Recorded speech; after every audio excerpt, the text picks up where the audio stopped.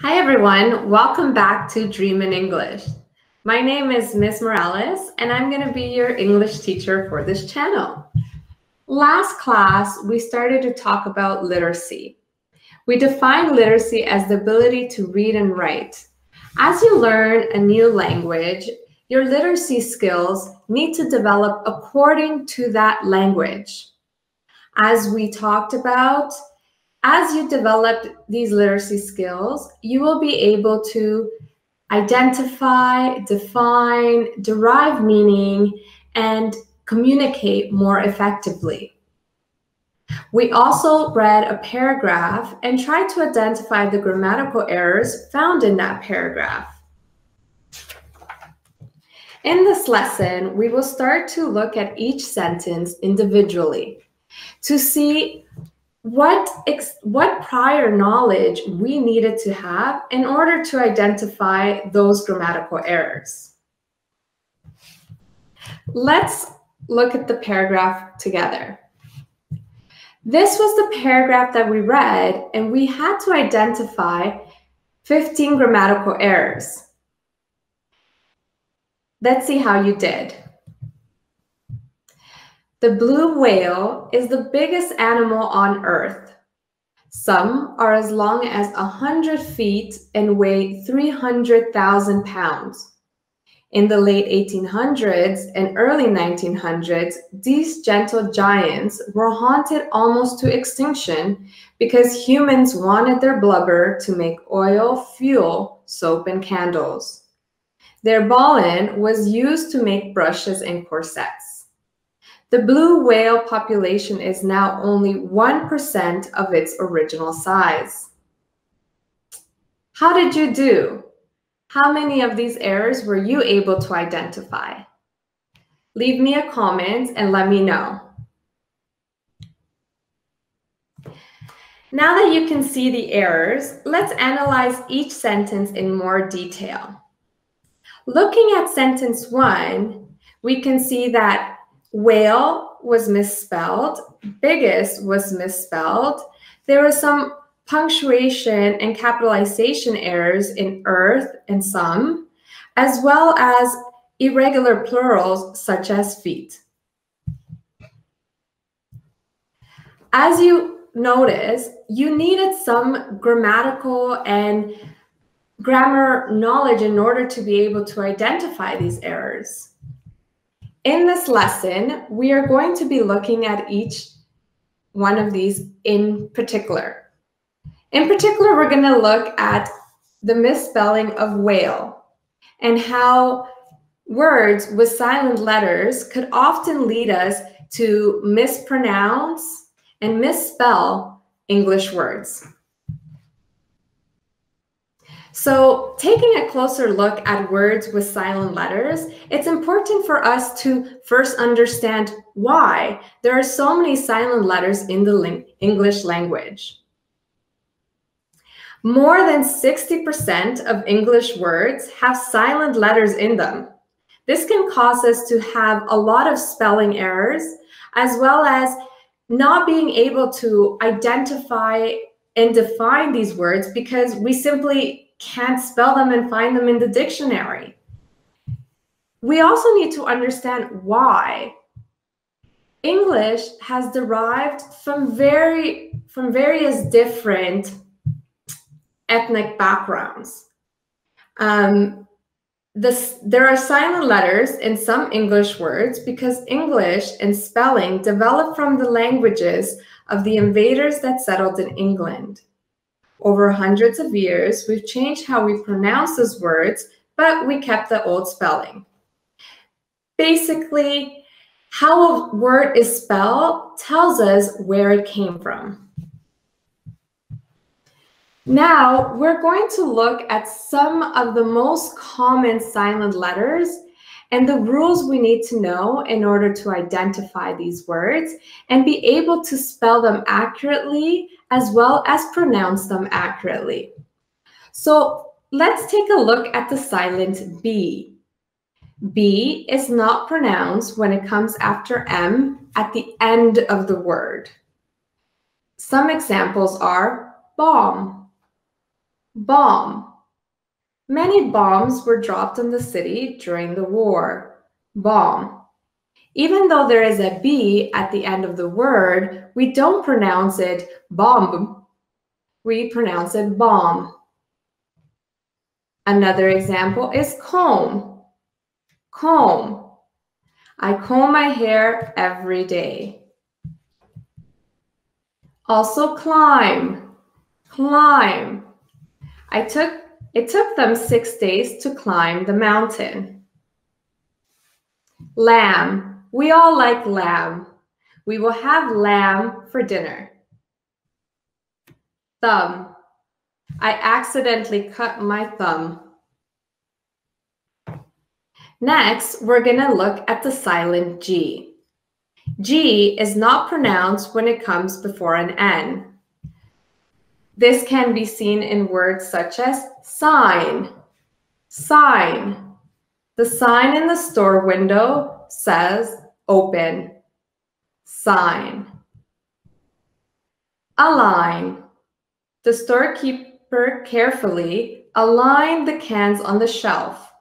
Align. Cologne. Cologne.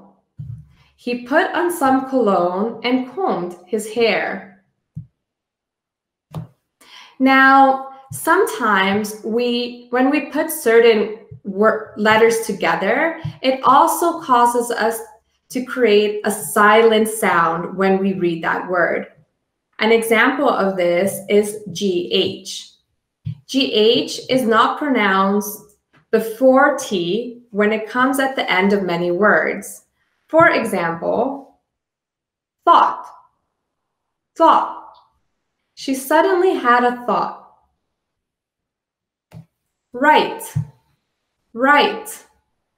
I thought I got all the answers right. Weigh. Weigh. I weigh 180 pounds. Sight.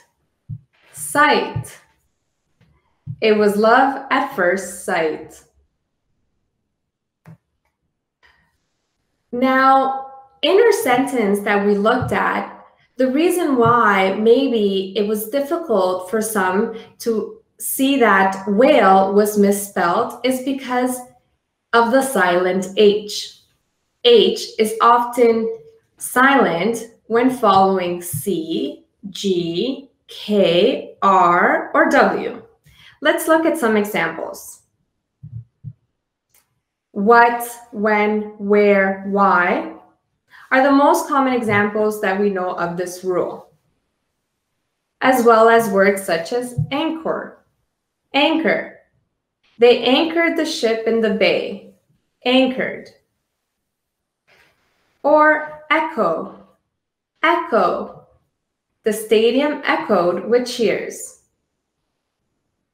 Ghost, ghost. He looks like he just seen a ghost. Khaki, khaki. I bought a pair of khaki pants. Rhythm, rhythm. She is singing off rhythm. Rhino, rhino. We went to go see the rhinos at the zoo. Whale, whale. The blue whale is the biggest animal on Earth. Okay, guys, are you writing these down? These are very important rules to know and words that have that common silent letter. If you haven't, pause the video, go get a pen and paper, and start taking some notes. It's important that you become familiar with these so that you can better improve your English. Moving on, the silent K. K is silent when followed by N at the beginning of the word. For example, knife, knife. You need a knife to cut the meat. Knife. Knee, knee. I fell down and hurt my knee. No, no. Do you know the answer? Now, let's look at the silent L. L is often silent if it comes before L, D, F, M, or K. Some examples are wall, wall. We went to see the Great Wall of China. Wood, wood. Would you carry my bags for me? Half, half. Can you cut the melon in half? Calm, calm. The teacher asked us to stay calm after the fire alarm went off. Salmon, salmon. We had salmon for dinner. Walk, walk. I walk home from school every day. Next, let's look at the silent N. N is silent when it follows M at the end of the word, such as autumn. I love the autumn leaves. Autumn. Column. The article takes up 3 columns. Column. We also often find words that have a silent T. T is silent when it follows an F or an S in a word. Some examples are castle, castle. I built a sand castle. Listen, listen. I enjoy listening to classical music. Often, often. They go to the movies often. We also find words that have a silent W. W is silent at the beginning of a word that is followed by an R. These include words such as write, write. Learning to write in English is not easy. Write. Wrist, wrist. I hurt my wrist. Whole, whole. She ate a whole pizza. Wrap, wrap. I need to buy new wrapping paper. Okay, guys, that was a lot of information to take in. So feel free to watch this video again so that you can properly pronounce and practice these words. As a review, let's look at the points that we learned together. First, B is usually silent when it comes after M and is always silent if a word ends in MB, such as numb. G is silent when it comes before an N, such as sign. When GH is found together, it is silent if it comes before a T and usually when it comes at the end of a word. H is usually silent when it comes after C, G, K, R, or W. K is silent when it is the first letter of a word and the next letter is N, such as night. L is often silent if it comes before L, D, F, M, or K. N is silent if a word ends in MN. T is often silent if it comes after an F or S. W is silent if the word starts with a W and is followed by an R. Okay, guys. As we can see, there's a lot of knowledge that we need to know in order for us to identify errors and build upon our grammar knowledge. In the paragraph that we read and in the sentence that we are focusing on, it is clear that without the knowledge of the silent letters, misspelling whale can easily be overlooked. In the following lessons, we are going to look at how the comparative and superlative adjectives are going to help us be able to spell biggest, how common and proper nouns are going to help us to identify why earth is spelled with a capital E, why the plural of foot is not foots, but feet, as well as how we can develop our punctuation and capitalization. So we could check the first error off, and in the following lessons, we'll be learning more.